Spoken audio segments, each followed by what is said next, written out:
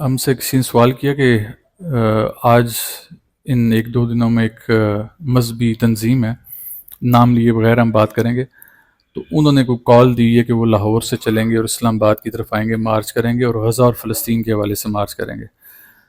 تو ہمیں کہا گیا کہ آپ نے ان کے حوالے سے کوئی بیان نہیں دیا، وہاں پر کوئی بڑا مارا ماری کا عمل ہو رہا ہے، حکومت اور وہ آپس میں دستگیر ہیں۔ ایک تو ہم ایسی کسی بھی تنظیم کو اس لیے ڈسکس نہیں کرتے کہ ہم بات حق کی کریں گے، تو اگر حق کی بات حکومت کے خلاف جائے گی تو وہ بھی برا بنا جائے گی، اگر حق کی بات اس تنظیم کے خلاف جائے گی تو وہ علیحدہ منہ اٹھا کے بیٹھ جائے گی۔ اور پھر یہ جو مذہبی تنظیمیں، انہوں نے اپنے آگے نا چھوٹے چھوٹے ملا تیار کر کے رکھے ہوتے ہیں، متشدد قسم کے۔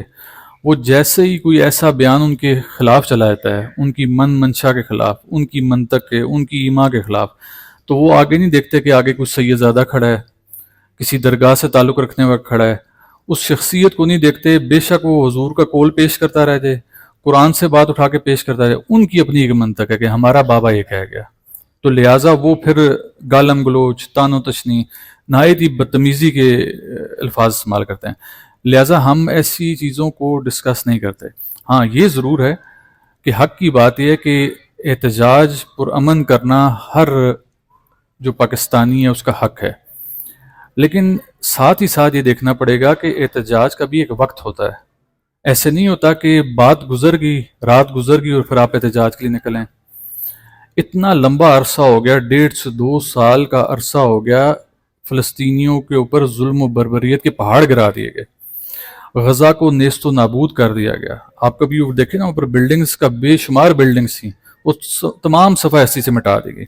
اگر بلڈنگز صفحہ ہستی سے مٹ گئی تو سوچیں لوگوں کا کیا عالم ہوگا۔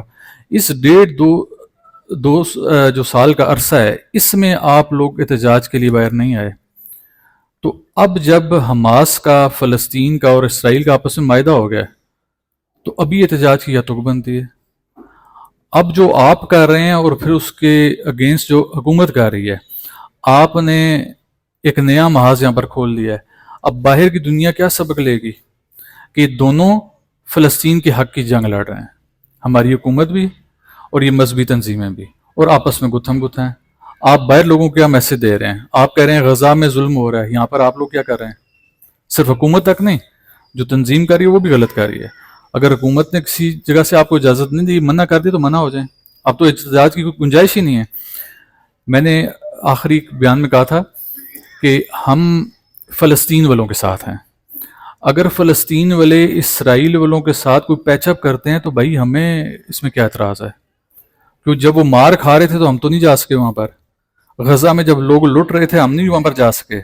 آج جب ان کا معاہدہ ہونے جا رہا ہے اور ہم کہیں نہیں جی نہیں، معاہدہ ہماری خطوط کے اوپر ہو، ہماری شرطوں کے اوپر ہو، یہ تو بات نہیں ہے۔ کل جب مر رہے تھے تو ہم ان کے ساتھ جا کے مرے نہیں ہیں وہاں پر، آج ہم کہہ رہے ہیں ہماری خطوط کے اوپر معاہدہ کریں؟ نہیں، جیسا بھی معاہدہ ہوتا ہے ان کا، امن کی ایک کچھ شمع جلنے کے نزدیک ہے تو جو معاہدہ کرا رہا ہے، اللہ کرے کہ معاہدہ توڑ چڑھ جائے، نہ اس کی نیت چنگی ہو، نیت نہ کوئی اور معاملہ ہو سکتا کوئی اس نے ذاتی ایسے مفادات ہون وقتی طور تے انہوں نے تحت اس نے آپس سے اکرانا پہ ہے، لیکن کہتے ہیں نا کہ گمان اچھا کرنا چاہیے۔ ہم اچھا گمان کرتے ہیں کہ اللہ کرے یہ معاہدہ فلسطین اور غزہ کے لوگوں کے حق میں اچھا ہو۔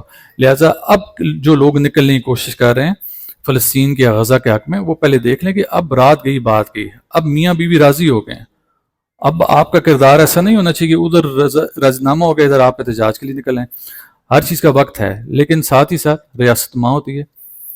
ہوں آسن کے ہرایت کو ہے کہ جب بیان دیتا ہے نا ادا ادھر نہ ادھر ہے، لیکن حق کی بات ہے، ریاست ماں کی جگہ ہوتی ہے۔ اگر چھوٹی موٹی بھول چوک کسی سے ہوتی ہے تو تھوڑا سا نرمی والا ہاتھ رکھ لیں تو قیمتی جانوں کا ضیاع نہیں ہوگا۔ ہوں دو ہی آسن کے پیراں بیان جڑا ہے نا وہ بڑا ہی اجا دیتا ہے، نہ ادھر نہ سا نہ ادھر نہ سا ہے، پیر صاحب بھی سیاست کر گئے۔